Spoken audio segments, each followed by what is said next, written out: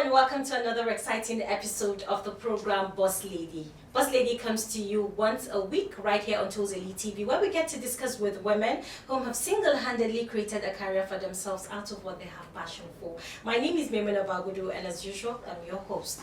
So today's episode is no exception. Of course, I have a boss lady with me here in the studio. Now, when I say business is amazing. You know, sometimes when I listen to their stories, I'm so inspired to go into business. But hey, come on, the business world is not meant for me. But it doesn't mean I won't bring, hardworking women here, women who have gone through a lot in the business industry, and they're here to share their stories with us live and direct. Like I said, let's go on a quick break, and when we come back, I'll be introducing my guest. Stick around.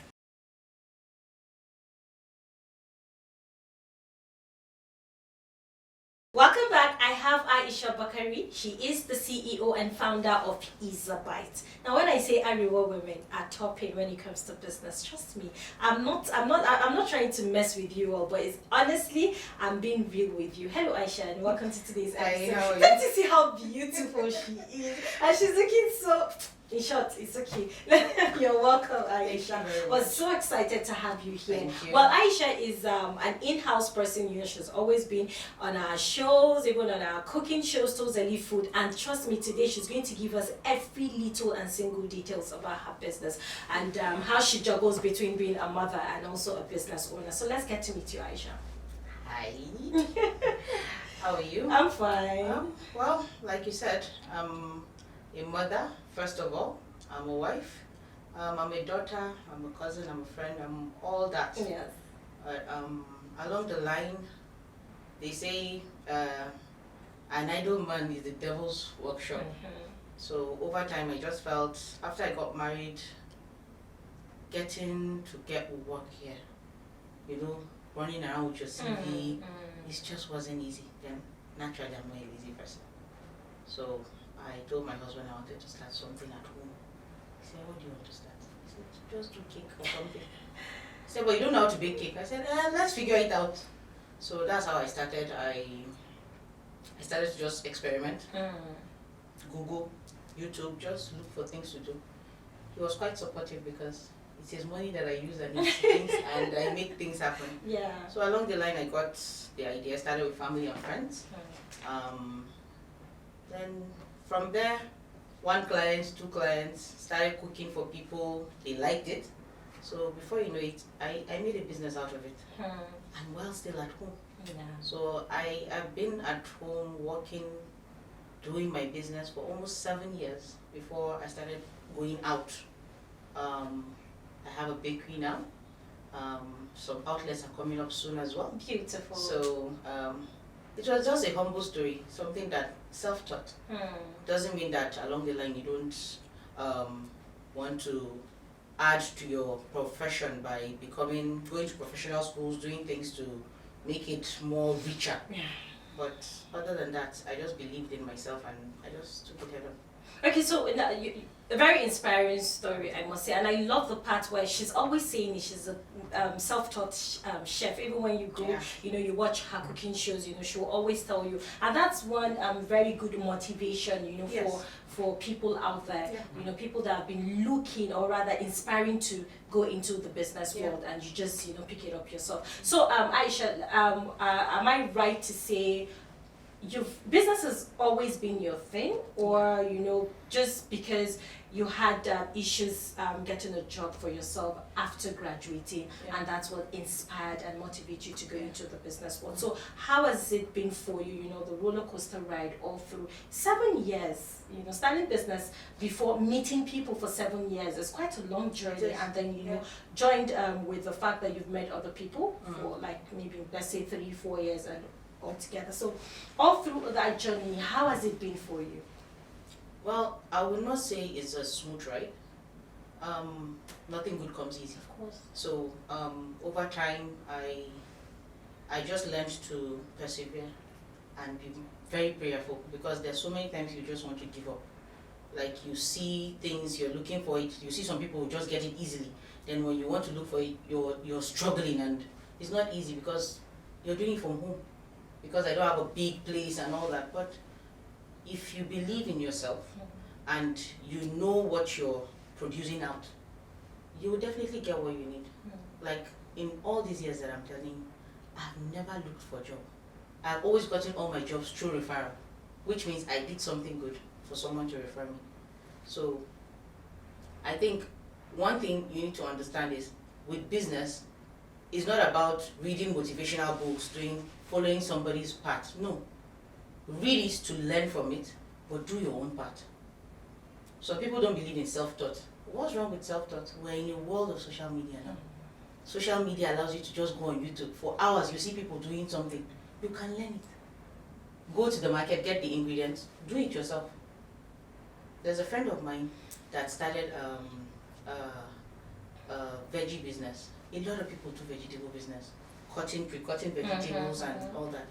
But in that bubble, she saw a little hole. She was like, nobody does frozen vegetables in Nigeria. Amazing. Where is she now? She's supplying to top stores right now and all that. But it didn't stop her because other people were doing it. She pushed through to do it. So for me, another thing is support. Know your support system. Your support system will always make it right for you. Just know your support system. Okay, sorry, I'm going to cut you short there. Why food? Okay. Because no offense, we know food is a necessity. Yes. Of course, yeah, we can never deny that.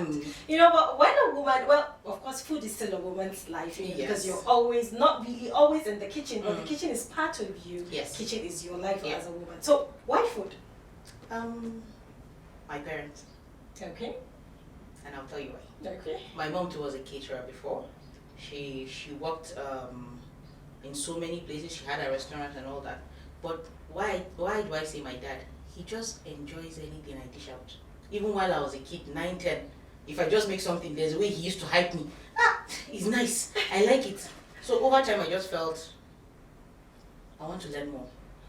So my mom, she hardly had time to just say, okay, I'll sit you down and teach you. But over time, all her cookbooks, if I'm reading, I'll put the cookbook under. She comes into the room and says, what are you doing? Are you reading? Sir, I'll flip it when she's out, just to read more. So for me, my parents, I just noticed that food brings people together. Even your enemy, if he tells you that, come, let's go and eat. You definitely. You'll be like, okay, let's go. But you love the offer. Of course. So with food, it's like should I say the Switzerland? It's your middle point whereby you meet, you interact with people, and you understand somebody. For me, food actually makes me understand people's characteristics.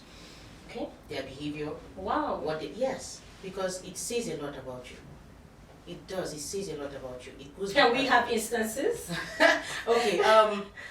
Like someone who calls me and tells me that, okay, please, she wants a packaged small chops. Okay. Okay, I just want it for 30 people. Please just don't make it. Just make it individually packed. Please make sure there's tissue paper on it. It shows that she's a very meticulous person. She's a straightforward person. She knows what she wants, and she's the kind of client that I'll not start telling her that, okay, madam, why don't I just pack it in a pack like this? No, she already told me this is what she wants from the beginning. It means she's a straightforward person. She's somebody that is strict. She has a strict lifestyle, and it allowed me to know that. So for me, that's how I got to understand my clients. There are some clients that I leave all my other works and concentrate on them because they don't want me to have shared attention. Amazing. So you see those kind of things. That's really amazing. One time you learn. Now this brings us to customers. You're Yeah. talking about customers. People can be really, really, really difficult, especially when you're available to render services. It's Yes. crazy. You meet different people, like you said, different personality, Yes. different. But how do you handle difficult customers? Because some people, no level you go to that pleases them. It's true. So how do you handle such person? You learn to be open-minded, but that doesn't mean that if it reaches to a point whereby it's no more palatable to you, you just walk away and decline. So many vendors, so many owners of business, one thing that crashes them with their customers is they don't know the ability to say no. if you describe something to me and I realize that it's not something I know within my heart, I cannot satisfy you. Definitely, if I say yes and I don't meet up, we'll have serious issues. Serious issues. But if there and then I think about it, I'll just tell you, no, please, I think you can try someone else. It gives you that peace of mind, and it also makes the person understand that, okay, you are just trying to be as civil as possible. Yes, there are some that you don't go out of your way, you do it for them, and they still look at you and they'll be like, just put it in your mind that it's a customer and the customer is always right. That phrase, customer is always right. Is always right. It is true, the phrase is true. Customer is always right. If you don't like pepper, why should I put pepper in your food? Of course. That's simple. Wow. Okay, Aisha, I want us to go for a short break, and when we come back, we'll be discussing a lot. So, viewers, I urge you, don't go anywhere. We'll be right back.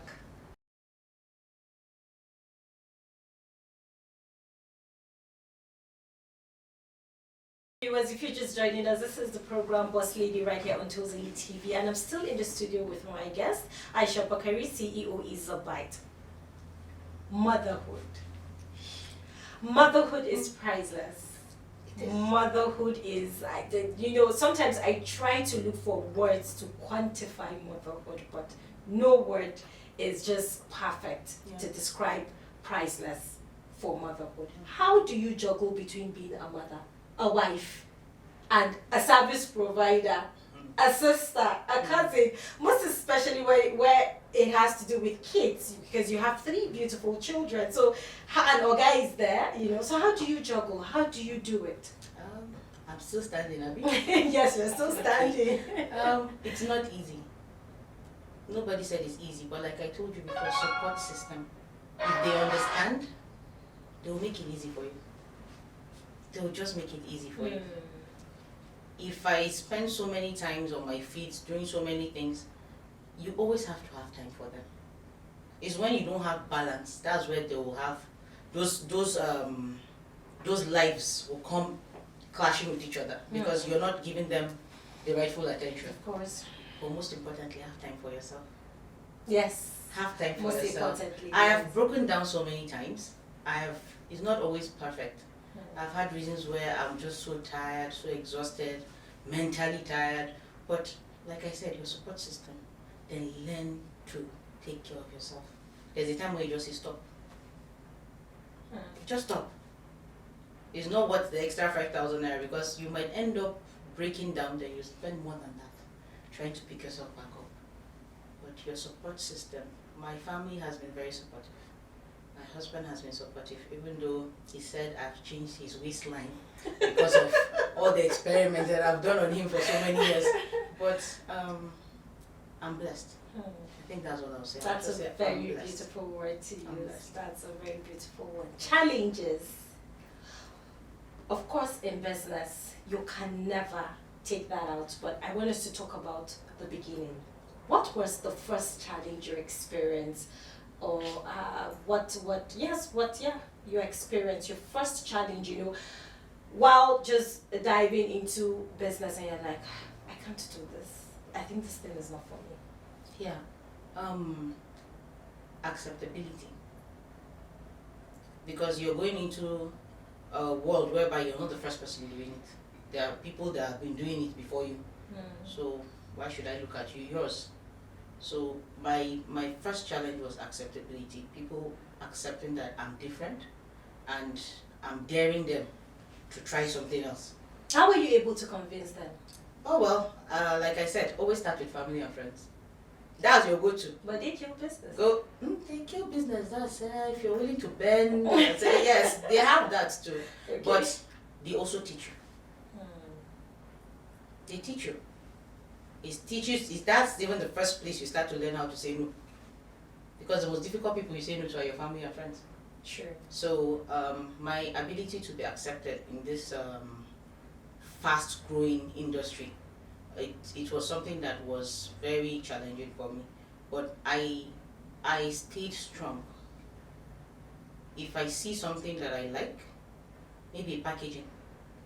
People package with maybe rubber packaging. I'm like, why don't I try the aluminum bag? But for the same price. So I was just trying to see what is that person not doing That was always, so I'm always on social media trying to see what that other, my competitors, what are they not doing? What are they not doing? Like when I started the bakery, I chose not to put preservatives in my bread. Okay. It's a personal choice because I lost my mom to cancer. So that opened my eye to why do I want to give people things that are not healthy. So there was a lady that once bought my bread. She was like, Madam, your bread doesn't stay more than 2 days. It will spoil. I said, I didn't put any preservatives. She was like, no, you put it now so that at least 7 days is in the supermarket. I said, 7 days. You know? But it was a risky thing. Of course. Very risky because I'm losing as well. But as time goes on, people learn. Change is not easy. Of course. But when people learn, they pick it up. And I think it has to do with appreciation of you as a service provider, so caring for their health. Yes. Yeah. That's why you have to have heart and soul in whatever you're doing. It's not about the money. At the end of the day, it's not about the money. People will eat a pack of small chops and just throw it away. They are done. They don't want to know who you did it, but you have that personal satisfaction. So for me, if you want to go into business, I would really advise that you have passion for it. Just have passion for it. If you want to be selling shoes, have passion for it. If you want to seller, have passion for it. It doesn't mean that it has to be. Like if you go, there are some people that I know that they go to 9 to 5, but they're always not happy. They get mad salaries, but they're not happy. But you see the Saturday and Sundays that they go play football, they are excited, they are happy. That's passion. You have to have passion for what you're doing. If not, you're going to break along the line. That's very, very beautiful. So in the business, what are your major challenges right now? Let's say the times that we're in now is different. Especially with the pandemic that came, it's crippled a lot of food businesses in Nigeria. It really crippled it because one thing that we feed on is crowd.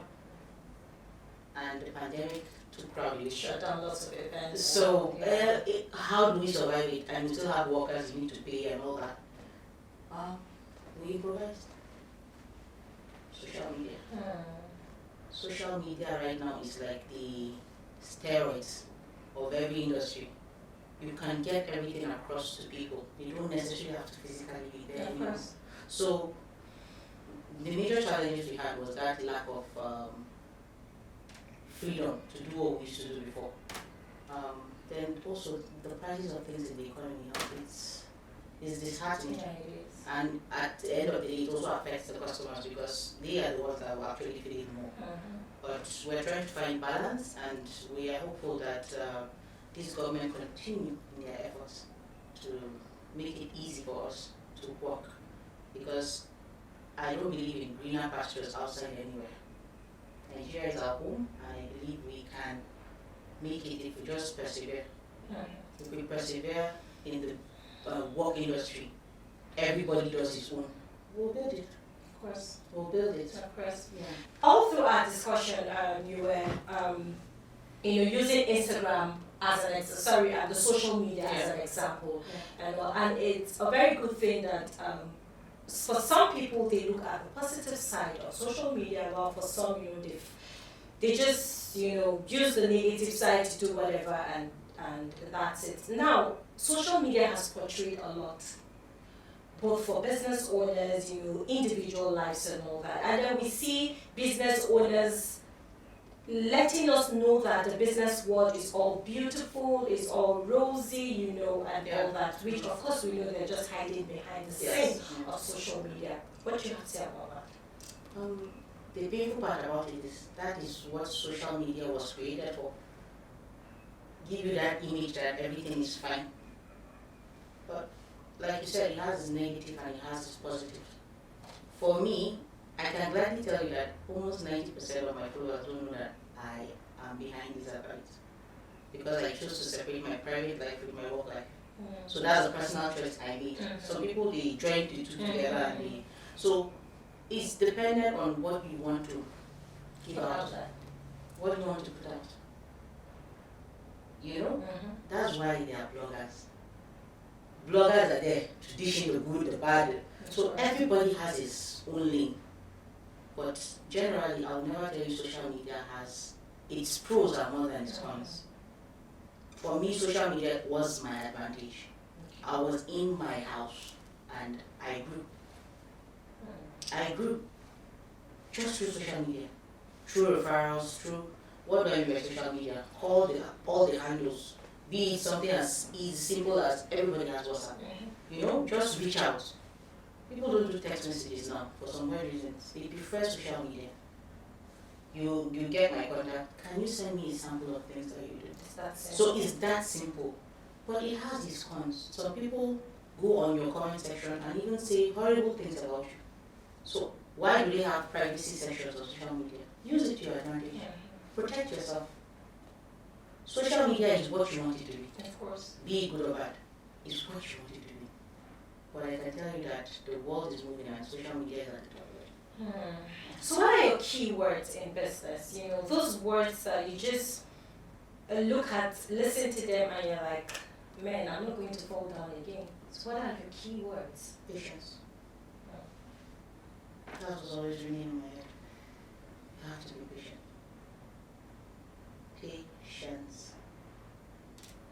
If there's any word I'll add to it, is never give up. But patience, if you have patience, everything just falls into place with it. Your work life, your family life, your friendship life, everything. It balances it up for you. Be patient. If you're patient, you're a prayerful person. If you're patient, you're a caring person. Patient. Ha! Today's interview is all about, you know, dishing out words of motivation, and believe me, patience, like she said, is the key word for every single thing. Now, Aisha, if you had a wish, just one wish, what would you wish for? Do only one. Yeah, just one. I don't know why my guests are always having issues with just one wish. I mean, come on, yes, just one wish. Do I have a wish? Ooh, that's a tough one. It's a tough one. Yeah. Because I have this policy of no regrets. So I don't wish for something that's already happened to change. No. I wish for a better Nigeria. I think for me that's what I wish for. Because it's our home. If it's better, our lives are better, everything is better. So a better Nigeria. That's what I wish for. I think without one wish, I've packed everything. Yes, you've packed everything and one. That's very beautiful. So lastly, Aisha, I need you to talk to the women out there. Women in business, women that are, you know, looking out to go into business. The young girls out there, there are a lot of young girls, they have this initiative, they have the idea already, you know, but they don't know how to start it up. What advice do you have for them? I'll just advise you to be kind to yourself. Reach out. Try and put yourself together with people that are like minds like you. Research. Do a lot of research. The world right now is your canvas. You can do whatever you want to do with it. Just make sure you're down to earth. Don't forget yourself. Those things kind of steer you into the right path of not forgetting who you are. Because a lot of people that made it in this world, they stuck to what they believe in and missed what anybody ever told them. So believe in yourself and know that it never ends with impossible. There's nothing that is impossible. Wow, thank you so much, Aisha, for being on today's episode of the program Boss Lady. I learned a lot from Aisha, and I know you, my amazing viewers, also did. We wish you the very best in your business, and we want you to know that we're super proud of you. Thank you. Thank you. Okay, viewers, you've heard it all for myself and my guests. I'll see you all next week with another exciting episode of the program Boss Lady. For sponsorship, partnership, advert placement, whatever you want to say to Totally TV, all you need to do is contact us through the numbers displaying on your screen or send us an email on totallymagazine@gmail.com. Of course, you can also stream live all of our programs on Facebook, Totally Magazine. You can also subscribe to our YouTube channel at Totally TV, follow us on Instagram at Totally TV, and also, you can send us a tweet by following us on Twitter at Totally Mag10. My name is Maimuna Bagudu, and I'll see you guys next week.